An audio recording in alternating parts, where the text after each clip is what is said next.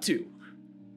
Hi folks, welcome to the Friend or FoF Lounge. My name is Sharogen. I am your friendly neighborhood shoutcaster. Hopefully this episode is going to go a little bit smoother than the last ones have. Been having a little bit of issues with them lately, just a couple of technical glitches that should be getting ironed out here in the future, especially because we're planning on amping things up a little bit more going forward. But today's guests that we've got joining us today are going to be the one, the only Anti, the retired FoF, probably technically like not the first, but one of the earliest ones to actually like straight up retire. Wait, I'm not retired. I'm still technically a sub. Nah, he's still. You're still technically a sub, sure. But it's kind of like we've had a lot of people go into retirement only to come back almost immediately.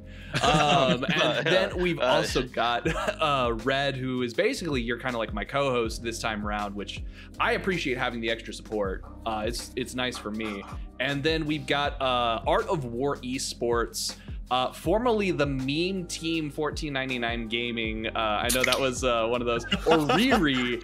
So I'm grateful to have all you guys on here, because every time I bring you three on, I know that we're gonna get some really good discussions going. The past couple of games we had, some of them weren't as smooth and like they were pretty one-sided.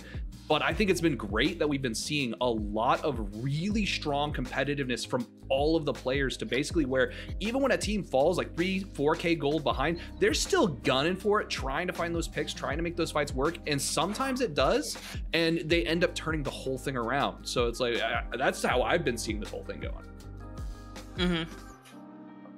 I would know. You wouldn't know? Yeah. Imagine losing while ahead. Yeah, imagine losing every single game extremely close. Basically one fight difference every time. 0-4 close. Honestly, I think you're like Art of War Esports has definitely had a couple of those games where it's just been like really. It's every single game besides our very first one. Even that game was close. Yeah, I mean, I even remember watching that first one, and I talked to the RLS members after that. I was like, okay, so like y'all won, which was great and all, but like that's a lot of coin flips.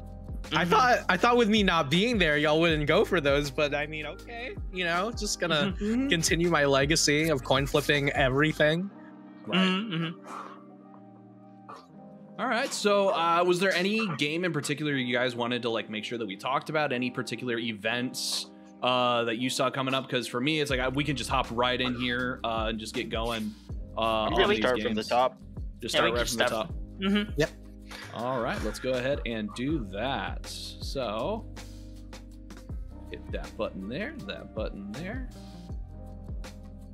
Slide that slider that way. And here we go.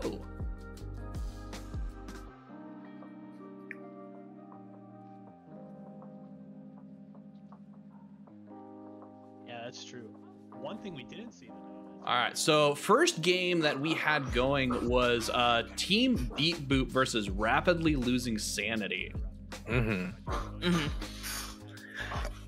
So, I mean, there's a lot to be said about this one, but also at the same time, there's really not too much to be said. You know, Beat Boop still looking ever the strong team that we pegged them for at the very beginning of the season.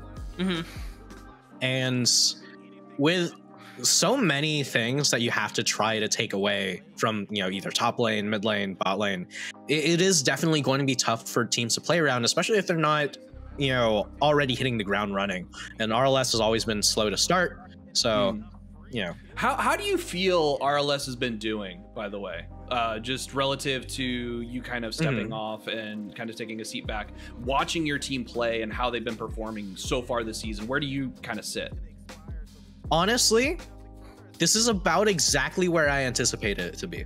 When the season first started, everyone was hyping up RLS as, you know, they did last season.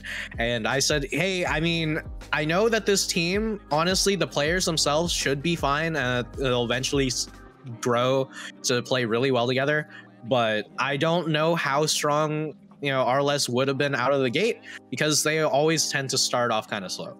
Right? And a lot of it, because last season, a lot of it was just, I would get fed in lane because a lot of the times the top laners from last season weren't very competitive, so I could just actively look for solo kills. And then the team would just play around that as a win condition and then fall back to Escape as, you know, the backup, right? Because Escape's always going to have that DPS while I'm going to be able that DPS in the late game while I was able to carry early and mid. So this season, it's a matter of finding that identity where it's like, okay, well, what's our consistent win condition? How exactly do you want to play around things? And honestly, I think the team's a lot more well-rounded this time now that they're not just playing the same kind of compositions over and over again. Like, we're not just first picking Volibear every single game. I still think that War Leader hates me for last season because casters called him a Volibear main, and he has not ever wanted to be a Volibear main in his life. We just kept picking it all the time, but this time we see a lot more variety and a lot more unique picks. So I'm pretty happy with how the team's coming around. Awesome. Okay. And how about the rest of you guys? Red or Oriri, like having played against the new RLS, how do you think they compare to where they were last season with Anti kind of leading the charge? I haven't actually played against RLS yet, so I can't actually say for sure how I feel that they are comparatively to last year, because BBZ did scrim RLS last year. I mean, for the most part, you know, the bottom 4 members are all players I've either played with or against in scrims. So I have a pretty good judgment on everyone outside of their top laner. Kiari did play in one of our scrims. Top lane? I don't recall that. Yeah, that was the one that I subbed into support.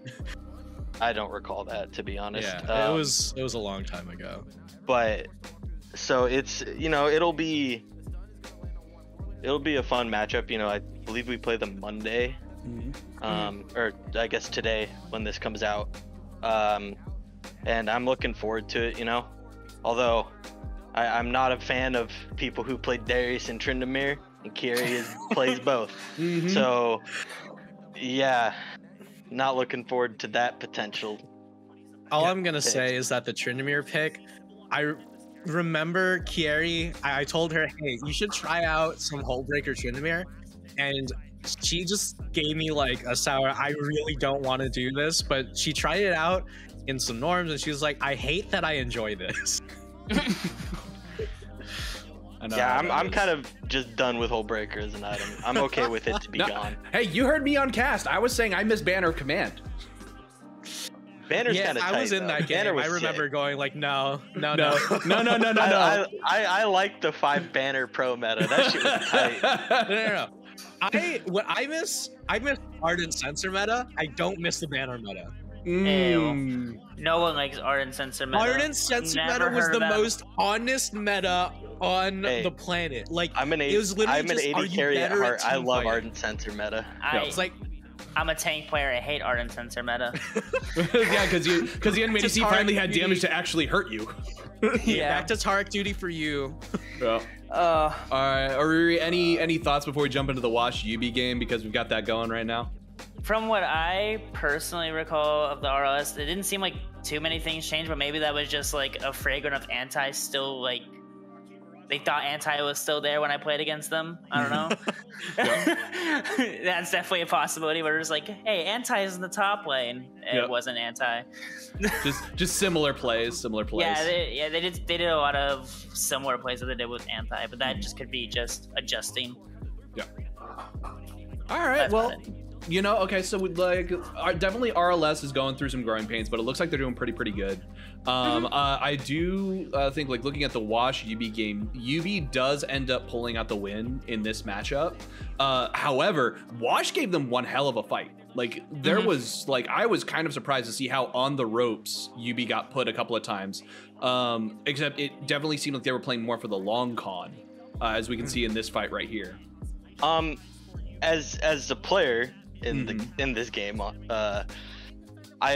I can definitely tell you that we never actually felt like we were out of the game, because we were playing for those 5v5 fights where we could break them up with Urgot ulti and distract carries with Fizz.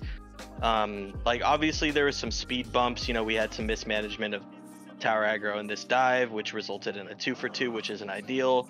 And then, you know, there was a bit of misunderstanding on exactly what Mordekaiser can bring to the top, or fights around objectives specifically, and also just when you go for a 2v2, when he just isolates you. So once utility got behind, it was really easy to just continually ult him and go for the one shot.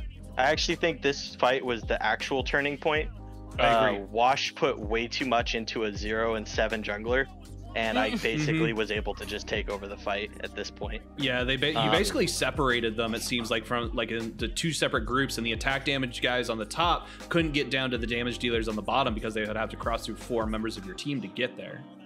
Yeah, a big part of this game is that I don't think Wash actually understood what our team comp wanted to do, and so they didn't really play around the carries properly, meaning the Fizz and the Urgot.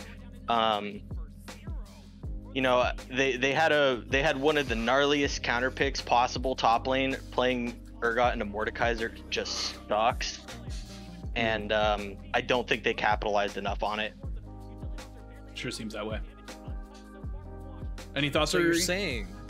Oh, I was. No, go right ahead. What you were saying? I was just gonna say. So you're saying, since they didn't understand the way how the team comp's supposed to work out, they should check out some things like pro comps. Yeah. Yeah, they should use pro comps, and they should also look at Lowalytics. So. Thanks to Definitely pro comps, Lowalytics. All of those are very, very useful resources. sorry, he does get out of there alive. So yeah. Oriri, did you have anything in particular that stood out to you watching Washed play in this game? Not really. They jumped off to a really good lead, but they just, again, like, they didn't know how to play into YUBI's comp. So I think that was the biggest issue, personally. Mordekaiser, you had no reason. Let's see. That's about it. That's about it. Yeah. Okay. Hey, you know, it's one of those things where if you don't got anything, you don't got anything. We can just it's gonna keep on going, trucking through. The next game was New Wave Tsunami versus Trickle Down Economics. Trickle Down Economics, I think, has kind of showcased themselves as definitely being a contender for top 3, and so has honestly, like, just some of these teams, they're just so much stronger than you expect. Whenever you like look at the matchup, you're like, okay, I recognize some of these names. They kind of like seem like they're going to be pretty good. And then whenever the game actually starts, like, wow, holy crap. Yeah, I'm kind of just amazed that NWT let the Nunu through after they lost to it really in a really bad way in qualifiers. You know, like, you know what Leaves can pull out on this champion. You know he's going to be ganking the side lanes. And they let it through, and you know that's exactly what Leaves did to get a lead in the game. Dude, and it was disgusting, absolutely gross.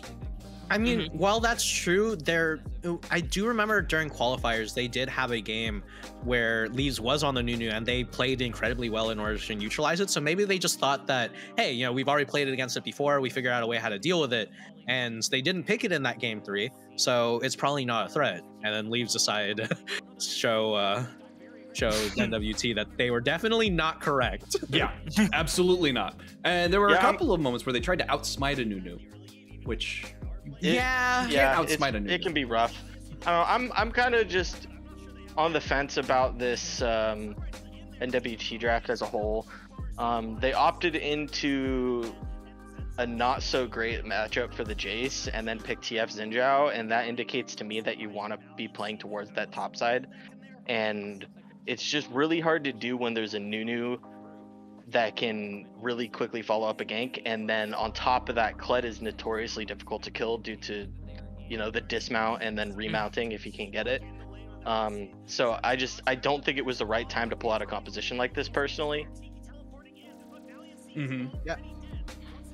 I mean, at the same time, you know, not having Jinx on blue 1 is always going to be a little bit rough. And while Zeri is very strong, you know, if you watch LPL, LCK, there's quite a few counters that are showing up in order to play against the Zeri. Like, for example, Xayah Nautilus is a really, not Xayah, sorry, Kaisa Nautilus is a really big one. Yeah. Now, it's a big it's a big question of what everyone's actually expecting. It is, and this I do also want to point out that this was the first game Renata was played in. Like, we hadn't had Renata played in an actual game yet. So based on that, what do you guys think? Like, did it kind of fit the comp? Because I wasn't, like, I thought that I saw it doing a lot whenever Jinx was involved, getting like the triple reset early on to get that triple kill right off the bat, because you got the get excited stacked on top of the bailout.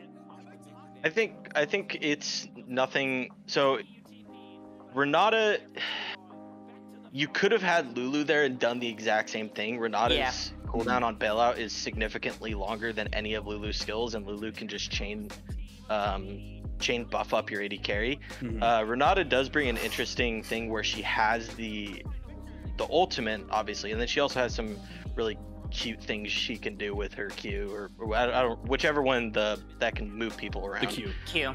I haven't actually played the champion yet, so I don't think she was necessarily that impactful. I will say it's going to be interesting when more teams start to pick her. That being said, with the Jinx and Zeri nerfs, like, and they're not like massive nerfs by any means, but they will be significant enough to bring them down in priority and have other AD carries show up. I wonder if there's really another AD carry that's going to take their spot and synergize well with her. I think Renata is going to be used on a lot of disengage comps. So I think she is really good at disengage. I agree. So like Ashe is a champ that just got buffed recently with her R being engaged. So instead of having a strictly engage support, you could just use Ashe arrow as engage and use Renata as disengage. As like a caveat, like to them together, and they would have a pretty powerful lane in general. Like if you get slowed and then you get queued, like you're just gonna have a really strong lane with those two combos. Because Renata does a lot of damage early game, like surprisingly a lot of damage, especially if you go cheap shot or something like that. Yeah, so I think where Renata's really going to shine is not necessarily, it's going to be partially on her own team comp, but it's also going to be on the opposing team comp as well. And that's because of that ultimate, because at level 2, it's a 1.75 second duration of Berserk. So I think for Xin Zhao, if he's activated his E and he's queued somebody like just before getting hit by that, it's enough time for him to triple auto attack his ally and knock up his own ally. Same with Twisted Fate stun. Like if you see the stun, like, and you like before it happens, you get it procced, you can stun the enemy too with Twisted Fate. Well, the other thing, and Joshi mentioned this last week's lounge, but obviously it didn't go up due to technical I don't think that part of the audio was able to make it through. I've got something that I might release here to pick Renata into Jinx specifically, because if Jinx is auto attacking her ally and then that ally dies, she's counted as an assist on it, and therefore she gets excited. So you can actually doom your own team by giving a reset to the Jinx if things go improperly. So there's a lot of things that need to go, or I'm sorry, there's a lot of things to consider when using this ult. So it's, you know, I'm looking forward to see how people use it. I don't really think it's actually going to make its way in that frequently, though. I don't know. I know Oriri's been playing a lot of Renata. I've also been playing a lot of Renata. Champ's mad fun. As far as I'm concerned, Renata's biggest strengths are, one, if you're laning into anything that's not a poke champion, like anything that's not a poke support, her laning is actually so strong. And if you have, you know, your consistent lane priority, you can draw jungle pressure, you go for the 2v3s with resets, right? You know, if you have, like, for example, Tristana, Callista, someone who benefits from staying alive just a little bit longer so that way they can output that damage. Definitely, that W definitely does help. She's also pretty good at enabling a few melee champions. Like, for example, Renata Urgot sounds strange, but genuinely kind of wild. And one of the biggest things, honestly, with her ultimate is that not only, you know, honestly, it hitting people is a bonus. If the ultimate gets the enemy team, it's okay. It's usually not that impactful. unless you're specifically going for an objective like dragon. If your opponent goes and smites the dragon, your opponent's looking for a smite steal on dragon, Renata ulti is incredible at denying that. The biggest thing about it is that the enemy team usually will take the time to walk away from the ultimate, which actually buys a lot of time for your AD carries to free hit. Which honestly, I think the zoning power of the ulti is a genuine big part of its power that a lot of people just kind of tend to discount. I completely agree, and I'd love to keep talking about Renata, but we've got AWE versus PWH's game playing right here.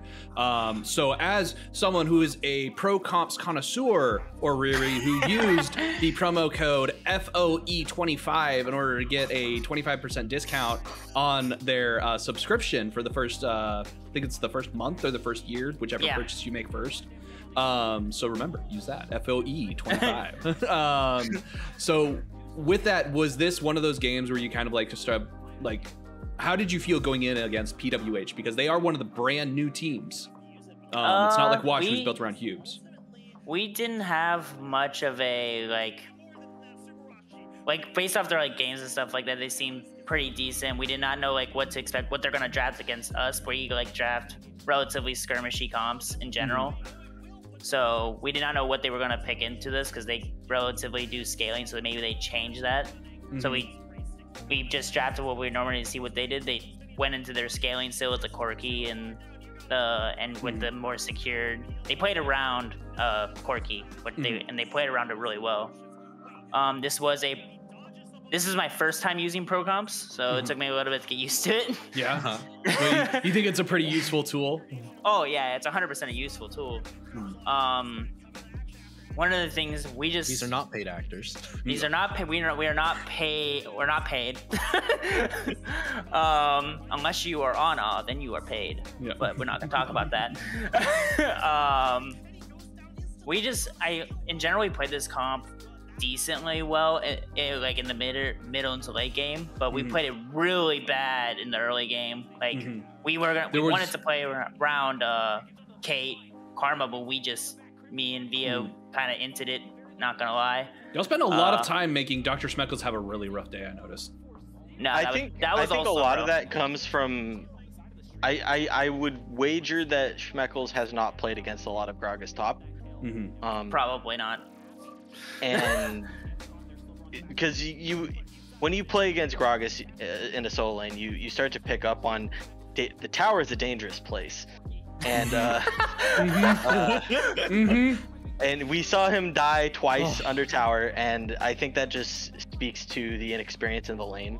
Yeah, I mean, Greg and Skarner top are two of the knowledge check champions, I would say. Yeah. I liked your use of the choke point there. It redeems you a little bit from your last time you used that same choke point. Yeah. But up here in this next fight, there's another choke point you completely ignore and you play completely wrong. So we personally don't know what Leo wanted to do there, and then Vio was trying to get to mid, couldn't get to mid because they were all there, and he couldn't go top because there was a Garen there, so he was kind of stuck. He could have just eat over the wall, but that's just a little mechanical error that it's tricky looking at, like, even when you look at these games and like in hindsight, like, unfortunately I feel like it was also you were a little bit farther behind. Yeah, we were gold-wise, yeah, so I think that's the danger of picking Caitlyn right now, you know. Yeah, I agree. I think if you have almost any other AD carry in that composition, you guys probably just outscale and win. But yeah, I mean, right Caitlyn's now, like Sivir, Caitlyn's kind of really bad if she gets behind until like 4 items. I agree. We wanted to play around bot, but we just inted it and didn't play around our strength. So we just played around our strength. That game is different entirely in general. So yeah, I mean, it's kind of like Sivir, right? Where Caitlyn's one of those champions that you look at as, you know, their laning is all right, but you know, they got that 6 item power spike. When you do finally get to that point, one of the best laning phases in the game. Yeah. I'm saying the reason why I say all right is because Sivir's not exactly. Oh, I'm sorry. I thought we were talking about right? Caitlyn. I'm sorry. Yeah, I was more talking about Caitlyn and Sivir, what they have in common, right? You know, on the better side of the laning phase, but once you hit those 6 items, you know, oh no. Yeah. No. Range is a hell of a drug. It is an exceptional hell of a drug. Now, I have the game pulled up right here. This is actually PWH versus Washed, which was a game that had to be played off air. Okay. Just because of timing. So I don't know if y'all got a chance to actually watch this particular game. No, I did not. No. So this one, it does end up going in the favor of Wash over the course of the game. One of the things that I noticed was that there were some early leads on Wash's side, but there was a fight around the second Drake that ends up. Yo, let's go disastrous. How is Schmeckle solo killing a Mordekaiser's Malphite, man? this guy is actually just on another fucking level. I can't even I can't comprehend, right? Like, that's a lot of minions. Yeah, I know, but I don't know, man. It's just mind-boggling to me. It's Schmeckles a little for crazy. overall MVP. The man can just solo kill everyone. Mm-hmm. He almost gets away here too, which is the great part. So like far, this whole fight versus Godx anime, like he almost gets away. Not in that one. There's a later one I think where he almost gets away. I think it's this part right here. Just showcasing Dr. Schmeckles yet again. So like, as unfortunate miss dodge on the E. All right, knocked up. Oh, it wasn't that fight. That wasn't the one. It was definitely not that one. Schmeckles just kind of got hit by everything. Unfortunately, yeah, he kind of got hit by that one. Godx anime had a lot of lane presence this game. Yeah, I mean it's Jarvan, and it's Jarvan and it's Wash, right? You know. Wash they live and die by Godx anime, and if you're not prepared for Godx anime to be in your lane like constantly, I don't know. Yeah, I'm trying to remember if it was in this game or if it was in another game. I think it may have been. I think it was actually RLS versus NWT where the Jarvan killed his teammates a couple of times. Yeah, you mentioned that in your notes. With a helping box. Yeah, with the helpful cataclysm. For the enemy team, of course. Oh, PJ. Oh, that Q. Yep. It's painful. It's really painful to watch.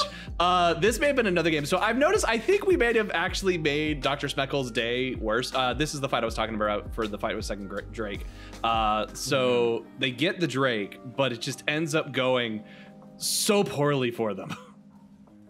Like, Jinx is just on the back, Barbiturate just getting all of these shots off. Oh, huge knockup. Or Voltaic is just getting all these shots off. It's nuts.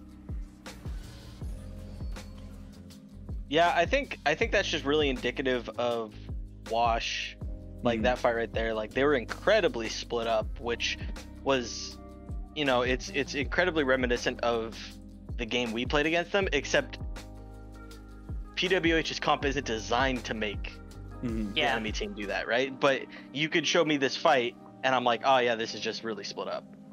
And Wash just seems to have way more range, so I don't think that means split up is as big of a problem as it was in that other game. One thing to note, actually, go ahead. There is a bug with Vex on 12.5B, and I'm fairly positive she will be disabled. She will be disabled, as far as I'm aware at this point.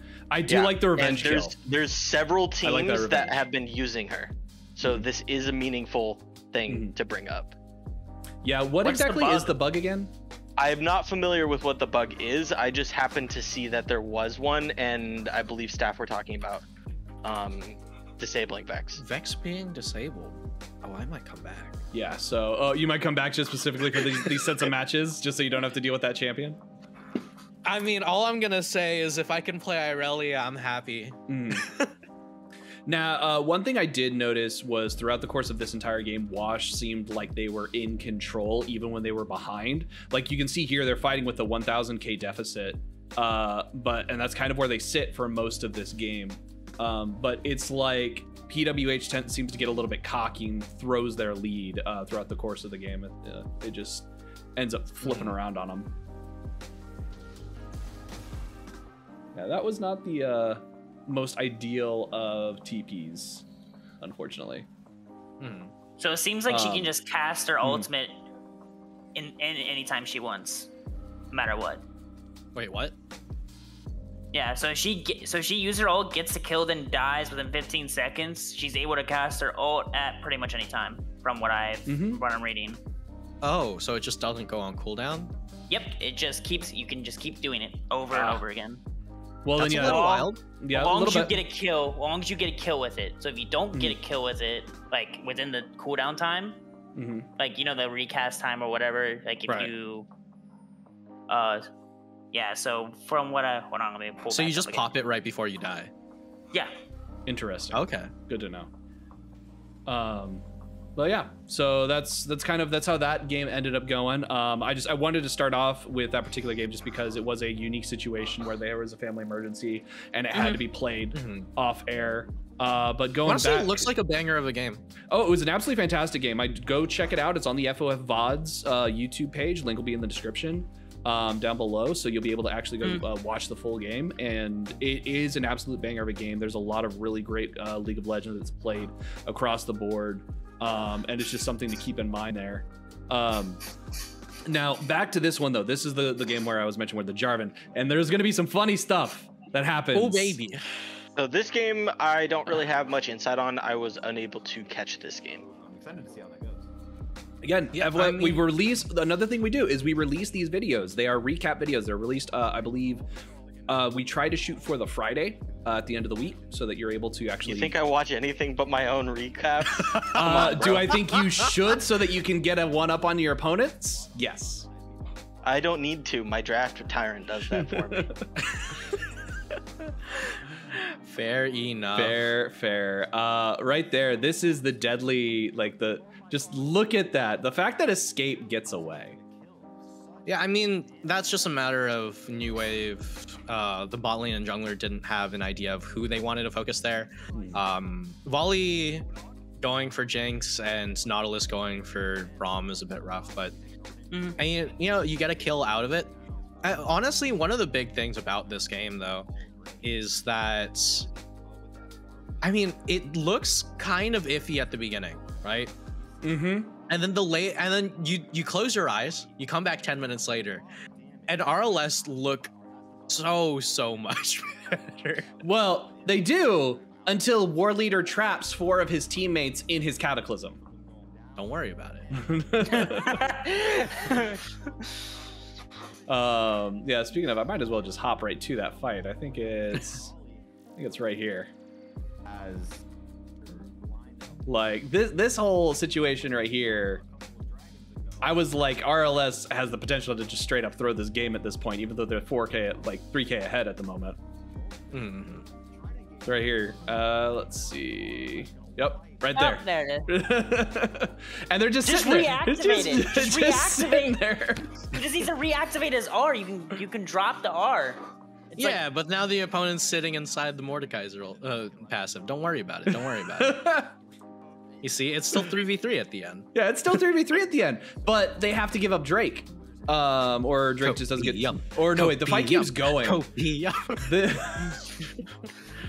Oh, and this was another one, the NWT Death Bush. I don't remember this. Like they have no vision at all. I love death bushes. Okay, so how do you think this is gonna go? But if you're going to death bush into a Jinx Mordekaiser Jarvan, why? I think you're missing the most important champion there. I mean, there is also the Rise. I was meaning the Braum, and but Braum. Actually, all of this is. And as we see it play out, get a nice hook, get in on the fight, but they're just so far behind at this point. And not even. They're only an item behind. Well, yeah, they're 4K gold. That's behind. a lot of stats. Yeah. They're 4K gold. Just an item. And there's the Zeri. Give me a reset on that Zeri was gross. Like, it shows why the mobility of Zeri is just so terrifying and annoying to deal with. Yeah, I mean, like I said, there are counterpicks of Zeri that we have been seeing coming out in other regions, but we haven't seen them yet in FoF, so I'd like to see teams be picking those up. I think Braum is actually a really good pick into Zeri. Yes, but I'm talking about like on AD carry side as well, right? I mean, realistically, I think single pick answers into Zeri aren't good enough on that patch. I don't necessarily agree, but all I will say is Kai'Sa's wild into Zeri. Finally. Kai'Sa, you say? Yes. Okay. Kai'Sa has been making quite a resurgence. We've seen Faker Picker in the mid lane. Let's not talk about that. 100% win rate. Yeah. You know that sometimes that's all that really matters. Yeah. Yeah, and then we had let's see, then there was this last fight. I feel like at this point, unfortunately, NWT was just so far behind that even though they're able to push RLS off, and they do really, really well here, it just ends up like you overextend with the Volibear like that, and then you just lose the rest of your team. That was a really weird looking hook. It's the Lollipop Guild. He's part of the Lollipop Guild. So but no, the next game was actually YUBI versus Baby, which I believe they were both, they're both undefeated at this point. So this was the undefeated draft. And now I just want to look at this comp real fast and get y'all's opinion on it. So they went First Strike Karthus on the side. I don't disagree with it. I think it's First Strike Karthus is great. Okay. Yeah. I think First Strike Karthus is significantly better in the jungle. Yeah. I'm inclined to agree. I agree too. I'm not a Karthus player, but if I was, I probably wouldn't take it in the bot lane.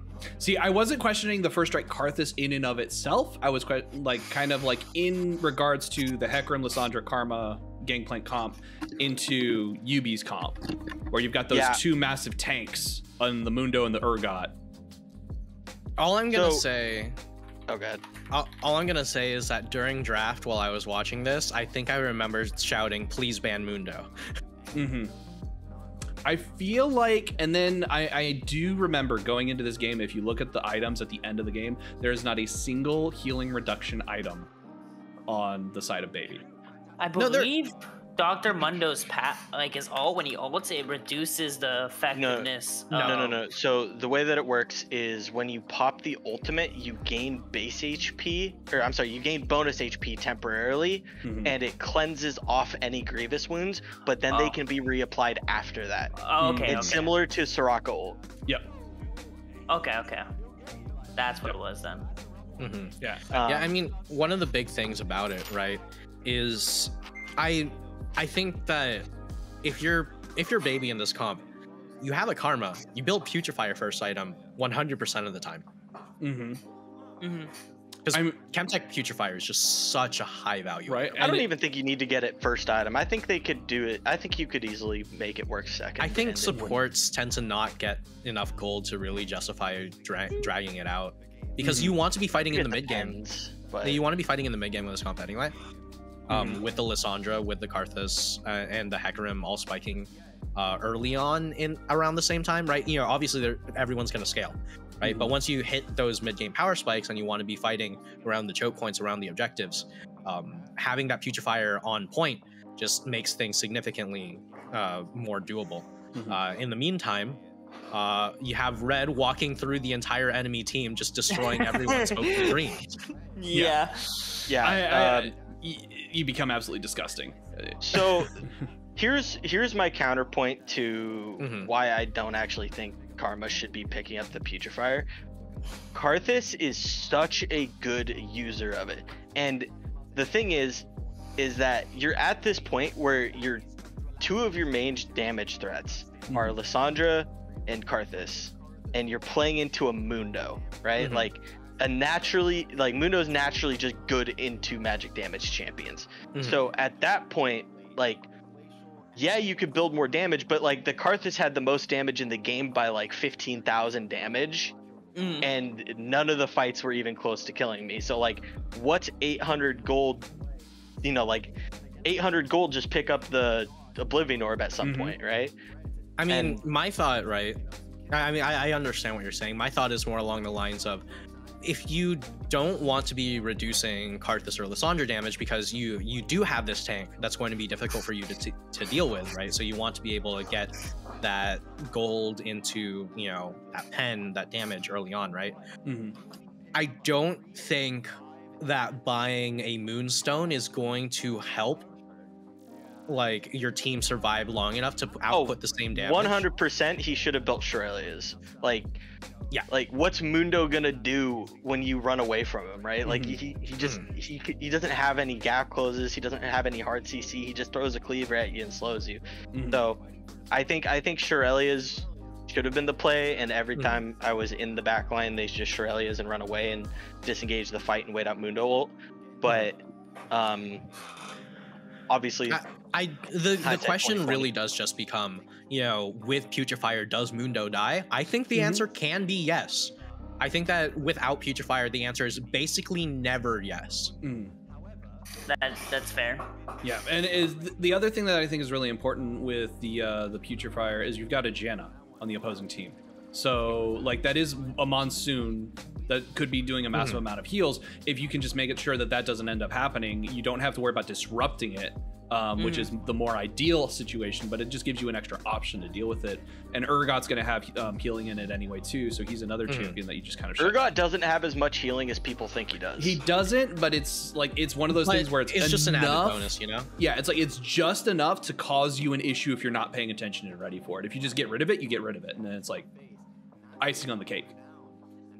Yeah, I mean, like Lissandra ends up buying an Oblivion orb, but I think it becomes too little too late at that point. Yeah, it's much later in the game. It's basically by the point that YUBI's already got their short calls sold, and so they're already getting a recoup on their investment. So let's see here, and then hopping into the next game, because one thing I noticed in all of our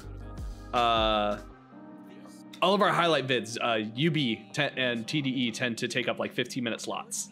We have really long games. Yes. I think I don't know for sure, but I feel like the game against Baby was actually our shortest game. I don't know. If we had Jeff here, we could tell you. But it felt like it was. Yeah. All was your longest game. Yeah. Oh, yeah, that was a long fucking game. Oriri and I were talking about this game before Lounge started. Yeah. Oh, we talked about this a lot. Right. Long story short, Soraka into Scion's not very good. Not very good. Not very good if you have zero way how to deal with Scion in a side lane. Like, if you're going to do that, at least have a mid laner that can deal with it, but like, they just don't have an answer to the Scion, and Zenzen just gets run everywhere on the map with no repercussions. So would a Lissandra pickup have been a... No. You need something that can actually clear the wave. So like Rise, reasonably safe distance. Like Rise, so that Anivia. No, but you want Anivia in the fight. You want Anivia with your team. You don't want it because Scion wants to split push. So you need someone to be able to match a split. Rise is a decent answer. Yeah. The problem is that Rise isn't necessarily the best at killing tanks, and I don't mean that he needs to be there to be killing the Scion. But depending on how far the Scion is ahead, that Rise can just get walked at under tower and killed. See, it's better to have that kill threat so that way the Scion doesn't. Well, and it's not even having the kill threat; it's having the potential to kill. Well, that's what because I mean. The only reason why I mentioned Anivia is because with Hullbreaker, it actually becomes so difficult for AP champions to kill those waves, because when a minion's taking 200% less damage and your damage is gated by ability cooldowns, you need someone who has constant DPS for it. And Anivia is the first to come to mind just because I play a lot of Anivia. But there's definitely better champions for that. I think there's a lot of potential answers. I think Syndra is actually really, really good into Hullbreaker champions because she can just pick up the cannon and throw it behind her turret outside of the range. That's true. And she also a lot of people sleep on Syndra because you think Syndra big damage like one shot, but you can actually just do a CDR build with Liandry's and start whittling away on the Scion. It's not optimal, but it's completely like it's probably viable. the difference of like a % win rate, right? Like yeah, you're like the damage cut that you lose from it is not impactful enough for it to be bad by any means. Okay. Yeah, and you know, especially if you understand what you're going to, you can take Gathering Storm to make up the difference in what you're losing in Pen. Yeah, Ari's not gonna do anything. Like Ahri is not great at killing tanks. Like she can be annoying with the true damage, but she doesn't have the consistent enough damage to kill them. So, I mean, and I don't really think like Aphelios is like you have one gun combination that can actually kill a tank reliably. So, you know, at that point you're like, well, how do we kill a Scion who's probably the tankiest champion in the game at the moment? Yeah. I just want to say, like, draft was a big issue. The Soraka, personally, I don't think the Soraka should have been Soraka, but that's. I think you totally could have actually just flexed the Soraka mid, because I don't hate it in your composition. Yeah, and we were pick talking about it. We were talking about. We were saying Soraka into Victor is great here, but. Yeah, I do want to say though, it's like I do feel like we got to see Minwoo pop off on a number of plays. He played extremely well this game. That was supposed to hit Lilia. If that's hit Lilia, we turn. By the way, but it didn't hit Lilia. It hit Victor. Yeah, it happens. But Minwoo's charm's on point though. Oh yeah. Yeah, he's playing really well. This play was one of his issues that happened. This is where the dive happens. We have a ward right in the middle of the river. Unfortunate. Like I feel like that was them just like, hey, let's walk away and pretend to leave, and then we'll just regank. So we watched the VOD on that. We were wondering why he didn't know they were there, but we watched it on our vision. You can see it. We have a vision there, but that doesn't see right against the wall, and it sees everything else. And they walk right against the wall, and they were just outside of vision, so we didn't even know they were in our. I loved Slowbro in this particular play right here. I'm just gonna. Slowbro is actually just an insane player. The one thing I will say is, like, in the lane, the Soraka actually has a really good time into the Scion because he can never actually charge Q. So like, it's a good matchup in the 1v1, but once you start getting into the mid to late game and that Scion's in a side lane, you cannot answer it. Yeah, and so we just never had that. We didn't have an answer for a Scion. Even in team fights, we didn't have an answer because we didn't have a good Leandry's user or a good way to handle his tankiness, because he had like 4,000 HP and there was we had no way of dealing with that. Yeah, like, I mean, man just bought Hullbreaker and walked down every lane. Yeah. There was the one team fight at the end of the game, like the second before last team fight, where it was very unlucky where Vio got hit with a Lilia E that was invisible. Not a bug, but we didn't see it. Like, they casted it, but the set W'd, and the W is this red color. Oh. And so's the Lilia E. So we did not see the E until we got hit by it. So that was unfortunate. It was very unfortunate. Very, very, very unfortunate. And with that kind of wraps up all of the games that we had for week 2. Lots of really good matchups. I think there was a lot of stuff that was I'm really looking forward to seeing it coming up here shortly. I mean, so if we want, like, remember FoF Connect is going to be coming out. That's going to have some more, I believe there's still more Jeff stats in it this time around. We're going to have some more power rankings, and as always, you can check out, like, the very back, got some really cool fan art. It's anime week. It's anime week, so that's going to be exciting. I'm looking forward to seeing some of the stuff on there. Y'all didn't invite me for anime week? Come on. It wasn't my decision. I have nothing to do with the Connect department. That's someone totally different. The complaints right now. To be fair, it's power ranking the top laners and what are their anime characters, and I think it's pretty obvious who mine is. I did a power ranking, and I was actually this is a totally weird tangent. My cat scratched my eye on Sunday night, and so I played this entire week or well, the first 2 days, because it was a pretty bad cut and I couldn't really open my eye. I only played with one eye, and so I'm like, oh, it's anime week. I gotta put like I'm a Kakashi or something. No, I would have gone like, with the tuxedo mask just because you show up, you don't do anything, but the team wins anyway. Oh, wow. Okay. I was only 10-2 in one game and 12-2 in the other.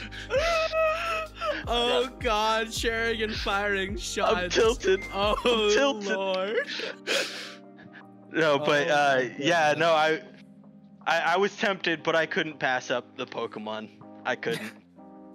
I feel that. I mean, Which you'll be happy about your top laners. Yeah. By the way, Oriri. Right. All right. Well, let's see. We got some interesting games coming up today. So, now I know Art of War Esports had some roster swaps go on at kind of the last minute. So what was the result of that? All right, so the rundown is our mid laner and previous AD carry both quit due to personal reasons, and yeah, that's about it. So we're You've got have you already found replacements for those, or those? Yeah, we have replacements. All Yan and Min will be now our starting mid. Well, he had a name change, now just Min. Almond. Like it sounds like almond or amen, but I assume it's the amen is kind of what they're going for. Yeah. So both are really good players. We're gonna probably have some growing pains. You're going up against NWT first. We're going against NWT, which surprisingly enough, it used to be our sister team. So it used to be Serenity Senate.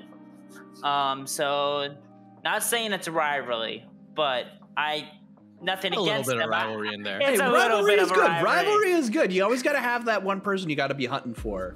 No beef, but not necessarily beef, but has a rivalry. Yeah. Yeah. So coached, it's like, go ahead. Oh, I coached NWT through qualifiers prior to joining YUBI, and I actually play them Tuesday. So I'm actually really looking forward to that one as well. That'll be exciting for sure. And then we've of course got RLS versus YUBI going. Yeah, on. that's the banger of the week, I think. Oh yeah. Baby. You know, we'll see if the Ruby League server can take down the tyrannical Draft King and his undefeated team. We shall see. What will win? Will it be the Mad Men or the Tyrant? So yeah, I mean, while there is this narrative going on that like, oh, Anti is gone or whatever, like RLS looks different. I do just want to give like a huge shout out to how RLS has been developing. It's a team that's certainly coming into its own. Now, will they be able to take down YUBI? Only time will tell. Yeah.